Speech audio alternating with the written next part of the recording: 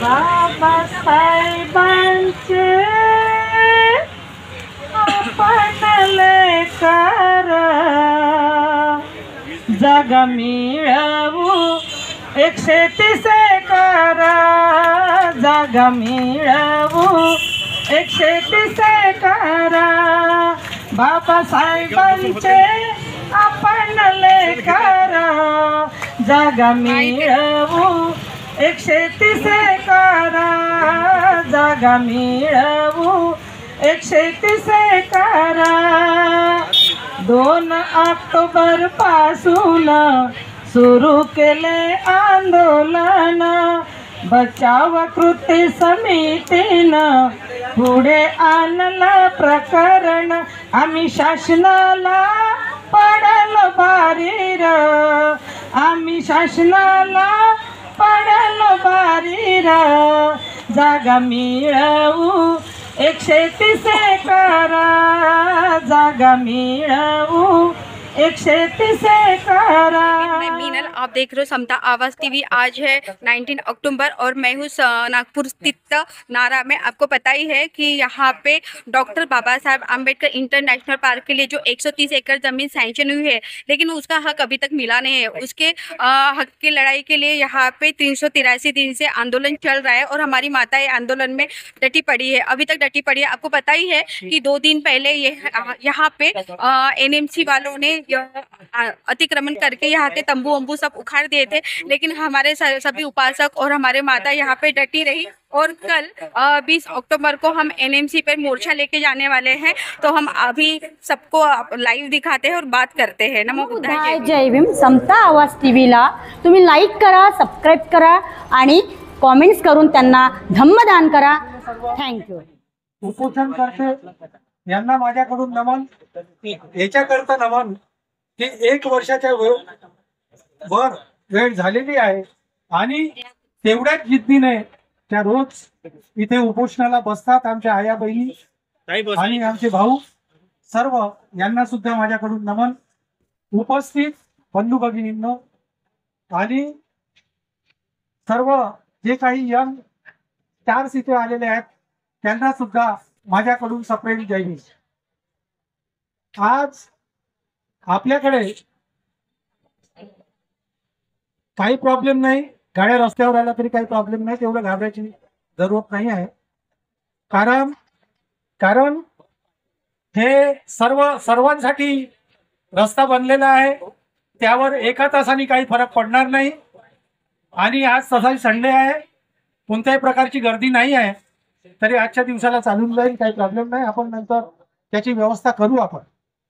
तर हा जो त्या दिवशी प्रकार घडला, त्या प्रकार घडवण्याला त्यांची हिंमत कशी झाली याच्याबद्दल आपल्याला त्यांना जाब विचारायचा आहे। त्या दिवशी मला त्यांनी अडवलं इथे कब्रस्तान जवळ आणि येऊच देत नव्हते। त्यांना मी माझा परिचय दिला तरी सुद्धा त्यांनी मला येऊ दिलं नाही। मी आल्यानंतर इथे परिस्थिती आमचे चंदूभाऊ सांभाळत होते आणि सर्व ते मानसिकता त्यांची अशी होती की आपण काही म्हटलं तरी ते ऐकण्याच्या परिस्थितीमध्ये नव्हते। हॅलो,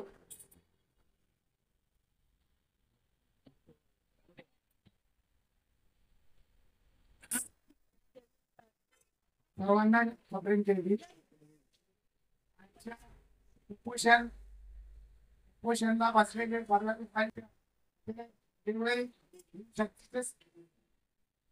बाबासाहेब आंबेडकरांच्या रक्तातले सच्चे कार्यकर्ते जे आहेत सगळेच आत्मना, पण कुणाच्या मनात काय आहे हे समजे यायला धावला सांगतो। धरून निघाल तर दंडा आणि झेंडा दोघंही घेऊन येत्या। हे लोक आता काही आणतात मालूम नाही, हे याच्या घरी लेकरायचे जन्मदिवस वाढदिवस काय राहिला किंवा लग्नाच्या किंवा स्वतःच्या, त्याने म्हणलो बा इकडे येत्या सगळे घेऊन पैसे खर्च करायचे तर येतील करायच्या, जेणेकरून तुमच्या पुऱ्या कार्यक्रमामध्ये आम्ही सहभागी होऊ आणि गर्दी बी दिसत। काल परवा झालेल्या प्रकरणी ज्या लोकांना जागरूक होता आला ते जागरूक झाले आणि आज काल रात्री त्या घटनेचा निषेध करून चौकशीचे आदेश देण्याकरता आजच्या सागर विविध संघटनेनं केलेला आहे. त्या प्रकरणी निवेदन दिल्याच्या नंतर आज पुन्हा आपला कार्यक्रम सुरूच आहे आणि कार्यक्रमाला कुणी रोखू शकत नाही. याला म्हणलो आकर्षणाचे केंद्र म्हणजे घरून निघता एवढा झेंडा आणि दंडा घेऊन आला तर लोक पाहतात कोणच रे बाबा, अरे तिथे चाललंय मारतील तर नाही आम्हाला, ते आपोआपच भीती निर्माण होईल. काही आपण बाबासाहेबांचे लेकराव आपल्यासाठी बहुत काही केला, ज्याला वाटते का मराठी भीती वाटत असेल त्यानं नाही आल्या पाहिजे, आपल्या घरी राहिल्या पाहिजे. आणि जे मराठी भीती नाही वाटते ते खरोखर आल्या पाहिजे आणि दंडे घेतलाच पाहिजे. आता बहुत जरुरी आहे. काय झालं, आम्ही याच्या किराया भरून राहिलो म्हणजे बसलेले लोक दानदाते येतच राहतात. बाजूच्या जिथे आता बसून माईक घेतलो या खुर्च्या हा किरायाच्या बाजूला बसवलो होतो आम्ही ना. कोण बेअक्कल माणूस मुर्दाळ ज्याला जीवन जगणं कठीण आहे अशा माणसानं ऍप्लिकेशन दिलं आणि इकडे तोडा लावलं नव्हतं तर ते गलत बात आहे ना. गेले बेअक्कलच म्हणून ना आम्ही त्याला जिवंत राहायचं नाही असं वाटते त्याला. त्या माणसानं बेअक्कलपणानं वागून ऍप्लिकेशन दिलं मग इकडे आले मग दाखवलो झाला मग आम्ही दाखवलो आमचे पुरा कच्चा बांधकाम आहे तिचा बी काढून दाखवलो. आपण ही जिद्दी स्वभावाचे आहोत कारण डॉक्टर बाबासाहेब आंबेडकरांनी आपल्यामध्ये अशी काही जिद्द आणि स्वाभिमानाचा भूमिका ठोकलेला आहे की आपण कितीही कठीण परिश्रम आले, कितीही कठीण परिश्रम करायची गरज असली तरी आपण त्याला घाबरत नाही.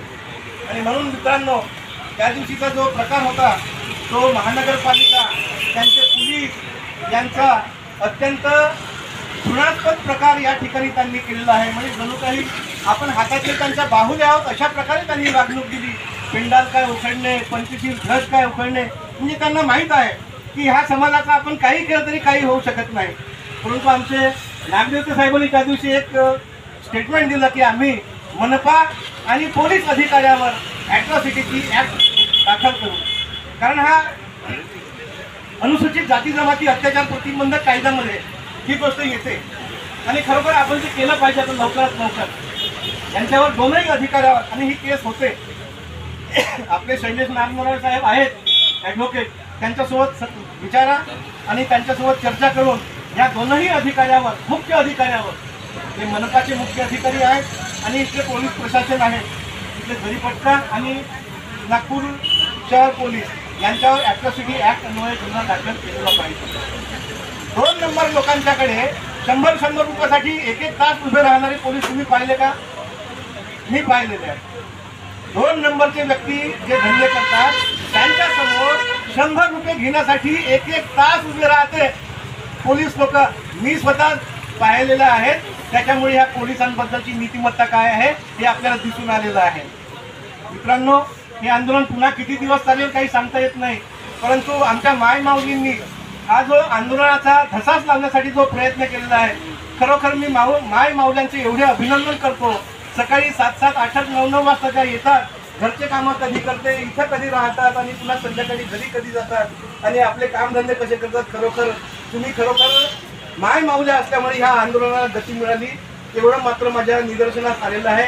तुमचे जेवढे कौतुक करावं तेवढं कमीच आहे. एवढं मी बोलतो आणि माझे 2 शब्द थांबवतो.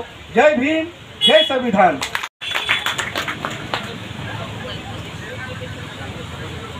धन्यवाद सर. आज धन्यवाद या उपासिकांचे मानायचे आहे. ते ठाकरे साहेब आले तेव्हा ते सगळे इकडे हजर होते. खूप बरं वाटलं की आपला भेटायला मिळालेला होता. त्याच्यानंतर जागडे साहेब